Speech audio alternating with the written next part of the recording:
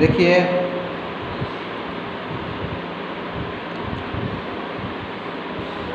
عام طور پر دیکھا گیا ہے کہ بڑھاپے میں والدین کی طبیعت نازک ہو جاتی ہے، ان کا مزاج چڑچڑا سا ہو جاتا ہے، ضعیفی اور کمزوری کی وجہ سے انہیں بات بات پر غصہ بھی آ جاتا ہے۔ جیسا کہ میں نے آپ لوگوں کو بتایا تھا کہ اس طریقے کی باتیں ہوتی ہے جب آدمی بڑھاپے کی عمر کو پہنچ جاتا ہے تو بہت ساری باتیں ایسی ہوتی ہے جو اچھی بھی ہوتی ہے، لیکن ان کے باوجود بڑے میاں کو، بوڑھے آدمی کو غصہ آ جاتا ہے اور انہیں اچھی باتیں بھی بری معلوم ہونے لگتی ہے، ان کی بھلائی کے لیے بھی جو بات کہی جاتی ہے ان کو وہ خراب سمجھتے ہیں۔ تو آدمی جب بڑھاپے کو پہنچ جاتا ہے تو گویا کہ وہ اپنی عقل کو کھو دیتا ہے اور ان کی عقل بچے کی طرح ہو جاتی ہے، ان کو تھوڑی تھوڑی بات پہ کیا آتا ہے، غصہ آتا ہے۔ تو ایسے وقت میں اللہ تعالیٰ نے اولاد کو ہدایت کی ہے کہ وہ صبر و ضبط سے کام لے۔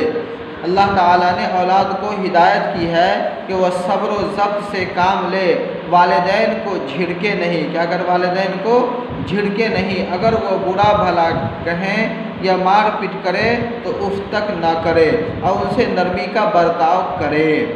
حضرت علی کرم اللہ وجہہ کا ارشاد ہے کہ اگر والدین کی بے ادبی میں اف کہنے سے بھی کم کوئی درجہ ہوتا تو خدا تعالیٰ اسے بھی حرام قرار دیتا ہے۔ یعنی اس کہنے کا مطلب یہ ہے کہ سب سے کم درجہ ہے ماں باپ کو اف کہنا، یعنی یہاں تک کہ ہم اف بھی ماں باپ کو نہیں کر سکتے ہیں۔ ہماری شریعت نے اتنی بھی اجازت نہیں دی ہے کہ ہم اپنے ماں باپ کو اف تک بھی کہیں، غصے ہونے کی، بولنے کی، ڈانٹنے کی، گالی بولنے کی، مارنے کی تو دور کی بات ہے، ہمیں اف تک کہنے کی اجازت نہیں ہے۔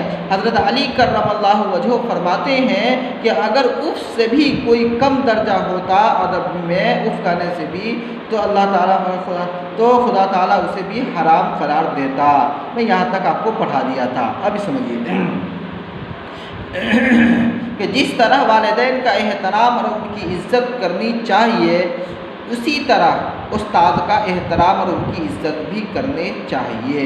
بعض احادیث میں استاد کا درجہ باپ سے بھی بڑا بتایا گیا ہے۔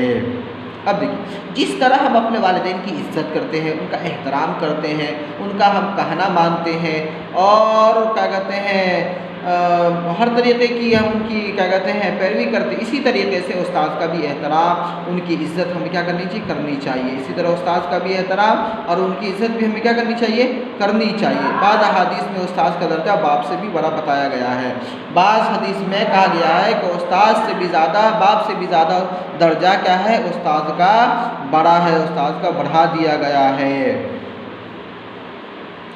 تو کیوں؟ اس لیے کہ استاد ہمیں علم سکھاتا ہے، استاد ہمیں اس پہاڑ، اس علم کی بلندی پہ پہنچا دیتا ہے، استاد ہمیں اس علم کی کیا کہتے ہیں مقام پہ پہنچا دیتا ہے جہاں پہ ہم آگے چل کر بہت ہی زیادہ کامیاب ہو جاتے ہیں۔ اس لیے ماں باپ کا احسان ہے کہ وہ ہماری ہر چیز کا سکھ دکھ کا خیال رکھتے ہیں، لیکن استاد ہمیں علم کا ایک علم کے مقام اور علم کی منزل تک ہمیں پہنچاتے ہیں۔ اس لیے بعض جگہ استاد ماں باپ سے زیادہ استاد کا مرتبہ بتایا گیا ہے۔ لہذا استاد کی عزت کرنی چاہیے۔ کیا کرنی چاہیے؟ استاد کی، لہذا استاد کی عزت کرنی چاہیے، ان کا ہر جائز کہنا ماننا چاہیے۔ جو بھی اچھی باتیں وہ بتا رہے ہیں ان کی کہنا کیا کرنی، ماننی چاہیے۔ ان کی کہنا ماننے میں کیا ہے، ہماری بھلائی ہے۔ وہی بچے اچھی نظر سے دیکھے جاتے ہیں جو استاد اور اپنے والدین کی عزت اور احترام کرتے ہیں اور ان کی ہر نصیحت پر عمل کرتے ہیں۔ اب کہا گیا کہ وہی بچے اچھی نظر سے دیکھے جاتے ہیں، یا وہی بچے اچھے سمجھے جاتے ہیں، یا وہی بچے اچھے مانے جاتے ہیں یا اچھے سمجھے جاتے ہیں جو ان کی ہر نصیحت پر عمل کرتے ہیں اور ان کی عزت اور ان کا احترام کرتے ہیں۔